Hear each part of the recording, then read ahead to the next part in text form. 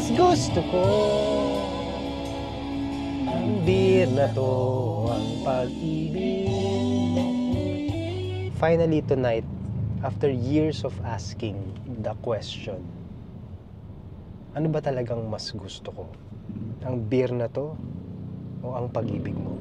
Hindi pa siya nagsagot. May kailangan pa siya po.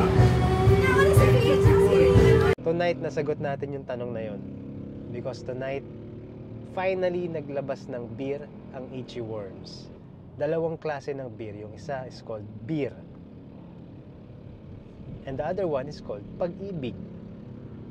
At tinanong nila yung mga tao, anong mas gusto nila? Yung beer o yung pag-ibig?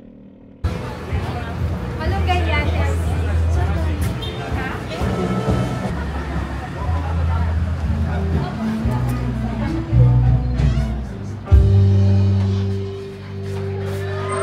So nandito ako ngayon sa 70s Bistro. This is a gig ng Itchy Worms. And tonight, I have a couple of beers here.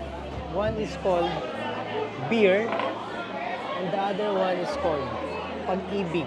Look at this, beer at saka pag-ibig. So anyway, so naglabas nga ng beer yung Itchy Worms, craft beer. The one that is called beer, it's blonde ale. And the other one is called pag-ibig, is hazy IPA. This is craft beers na ginawa ng Itchy Worms, pinagawa ng Itchy Worms, specifically to commemorate that song called Beer. Yung kanta nila, yung classic song nila na Beer. It asks that question. Ano mas gusto mo, beer o pag-ibig? Tikman natin pareho. Let's go. Unahin natin yung beer.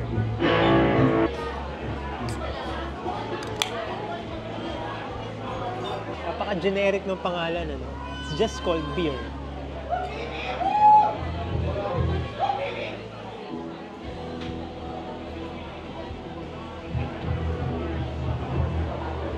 Oh.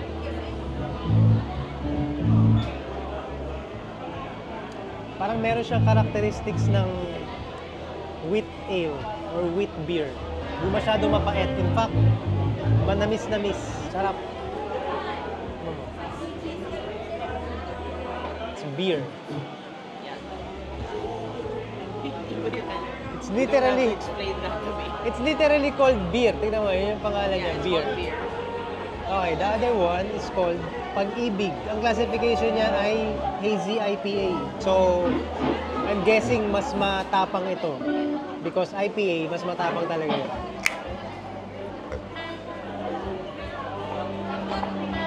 Yan, mas masarap ito. Mas gusto ko tong pag-ibig. Mas nalalasaan ko yung pait. Pait ng pag-ibig. Yung pag-ibig talaga mapait. Nalalasahan ko, pero para sa akin parang lasang herbs. Anong ingredients? Flowery beer that is sweet and bitter at the same time. Water, malt, hops, and yeast. Okay. But which one do you like better? Ano ba talagang mas gusto mo? Ang beer na to o ang pag-ibig mo? I feel like pag-ibig, mas lasang actual beer. Okay, manalo ang pag-ibig. Ang gumawa nitong beer na to is Flatfoot Brewing Company. It's one of the most prominent craft beer makers dito sa Metro Manila. Actually, kilala ko yung may-ari nun, yung brewer. His name is Tac Reyes. So, siya yung gumawa nito. Siya yung kinontrata ng Itchy Worms. And, pareho silang masarap. Pero, ang mas nagustuhan ko, finally, nasagot yung tanong. Ang mas gusto ko ay yung pag-ibig. Of course, mas masarap yung totoong pag-ibig. Pero, kung yung beer ang pag-uusapan, mas nagustuhan ko yung pag-ibig na beer. Because, it's IPA. And I'm more of an IPA guy. But anyway, so yun. Bumili ako ng 6-pack. 6-pack is 999 pesos. So, roughly, that's 166 pesos per can. The can is the regular size can na 330 ml. The beer, di ba beer or pag-ibig? Yung beer is 5% alcohol. Pag-ibig is 6.5% alcohol. Kasi malakas talaga itama ng pag-ibig. So,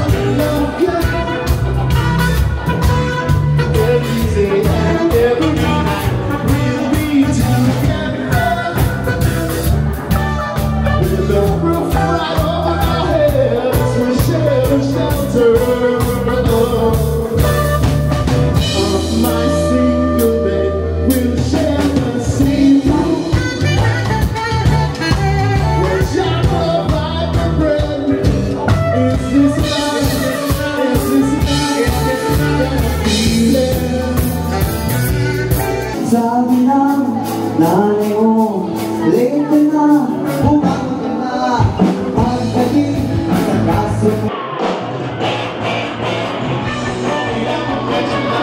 Anyway, that was the launch of the beer nung Itchy Worms, and it was a long set. It felt like a full concert. And of course, the finale was the song Beer.